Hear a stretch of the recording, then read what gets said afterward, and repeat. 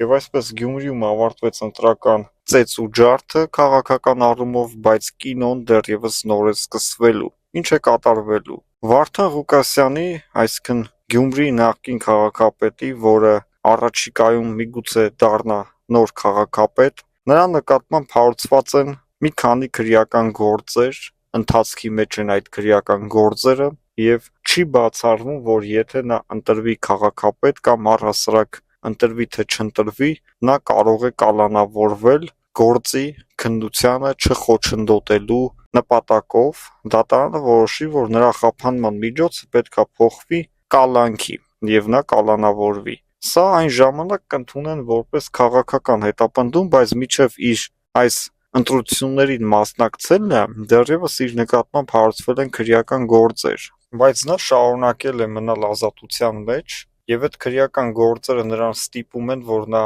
իշխանություններին այդքան սուր չքննադատի, ինչքան որ կպահանջեն այն ուժերը, որոնք ձայները տալու են Վարդան Ղուկասյանին,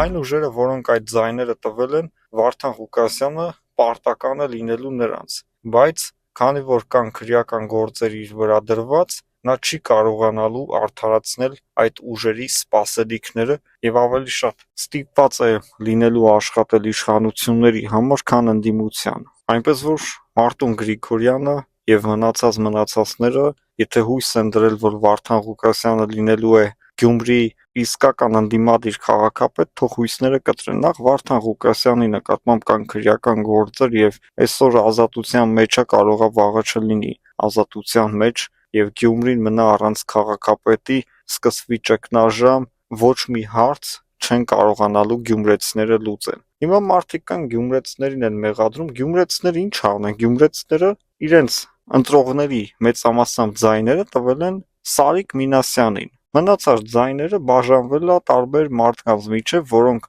միասնական ընդդիմություն են եւ եթե ընդդիմությունը միասնական է լինում, ապա հաղթում է Սարիկ Մինասյանին։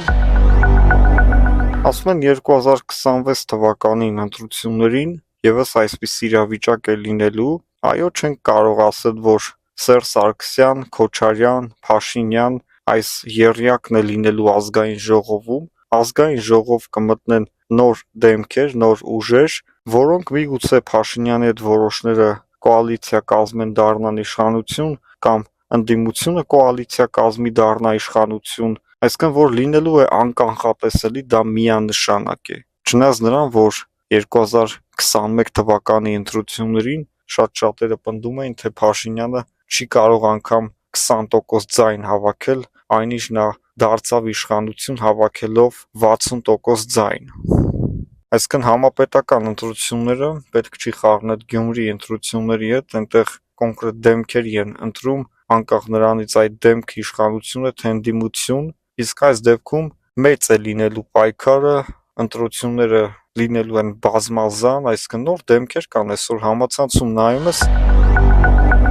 բավականին խելացի քաղաքագետներ կան, որոնք կապ չունեն նախկինների եւ ներկաների հետ, որոնք կրում են ժողովրդավարության գաղափարախոսությունը եւ որոնք արժանի են, որ գտնվեն ազգային ժողովում։ Եվ այդ մարդկանց է պետք օգնել առաջ տանել, որպեսզի նախկինների վերարտադրություն Հայաստանի Հանրապետությունում չլինի, մկների եւ ձկների վերարտադրություն Հայաստանում չլինի, որ կրկին ժողովրդի արյունը չխմեն։ Իսկ Գյումրիում նախկին բարքերը եթե փորձեն վերադարձնել, անկախ նրանից իրանք քաղաքապետ են, իշխանությունը վաղը կփոխվի թե չի փոխվի, Գյումրին պետքա լինի ժողովրդավար, Գյումրին պետքա աշխատի քաղաքապետը ժողովրդի համար, եւ եթե սեփական հարստության համար աշխատեց, ապա այսօրվա տեղեկատվական ամբողջ ջրվեժները թափվելու են իրենց վրա եւ խայտարակվելու են, միգուցե նաեւ քրեական գործեր նոր բացվեն, բայց չենք կարծում, թե Վարդան Ղուկասյանը ռիսկ կանի վերադառնալ նախկին կրիմինալ տարիներին։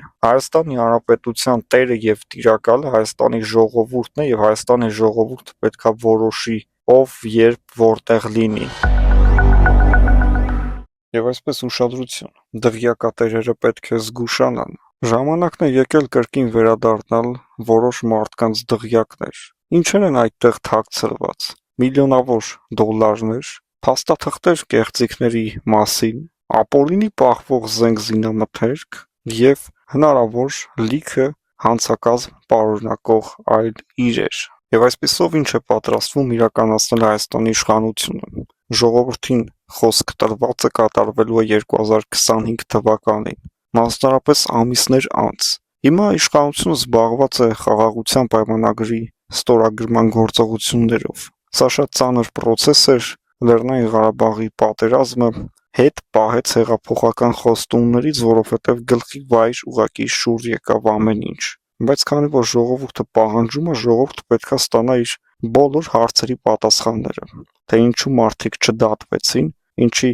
դղյակատերերը մնացին այդ դղյակներում որպես տերեր, եւ ինչպես ստացվեց, որ թալանվածը այնպիսի մասշտաբով չվերադարձվեց պետությանը, որը պետք է տեղի ունենար, այլ ուղղակի մեքենաներ, տներ, հողատարածքներ, բայց պետք է ընդունենք, որ դա եւս մեծ աշխատանք է։ Եվ այսօր ոչ մեկին գաղտնիք չի, որ մեր պետությունը ունի լուրջ խնդիրներ ֆինանսների հետ կապված։ Եվ այդ հարցը լուծելու ճանապարհներից մեկը լինելու է կուլակաթափությունը։ Մենք հիշում ենք, թե ում տներ մտան, ինչպիսի բացահայտումներ միայն Գագիկ Ծառուկյանի տան ջահը ամբողջությամբ կարող էր մի քանի բնակարան սարքել հենց Գյումրիում, որ ասում են, թե մարդիկ շարունակում են մնալ տնակներում։ Նիկոլ Փաշինյանից առաջ Գյումրիի այսօրվա ընդդիմադիր գործիչների պապաները եղել են իշխանության, եւ 20 տարին բավականին մեծ ժամանակ էր Գյումրին ամբողջությամբ ազատել տնակներից, նաեւ կար մեծ հովանավոր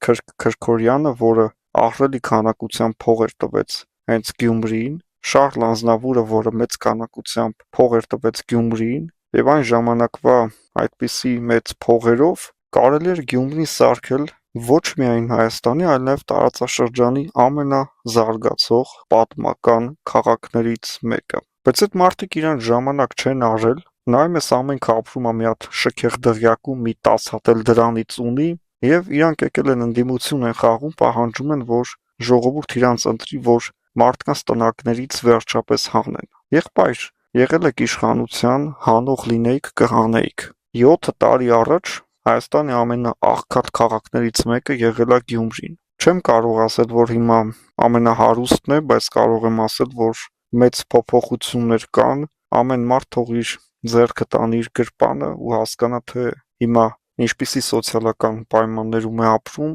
եւ առաջ ինչպիսի պայմաններում է ապրել։ Գուլակաթափության գործընթացը նաեւ իշխանությունների համար կարևոր է այն առումով, որ 2026 թվականին տեղի են ունենալու ընտրություններ։ Նիկոլ Փաշինյանին ժողովուրդը այդ հարցը տալու է, որ այդ ինչի ոչ մեկ պատասխանատվության չենթարկվեց։ Փաշինյանի ձեռքի տակ պետք են փաստեր, որ ինքը ժողովրդի ասածը արել է, որ հանցագործները բանտերում են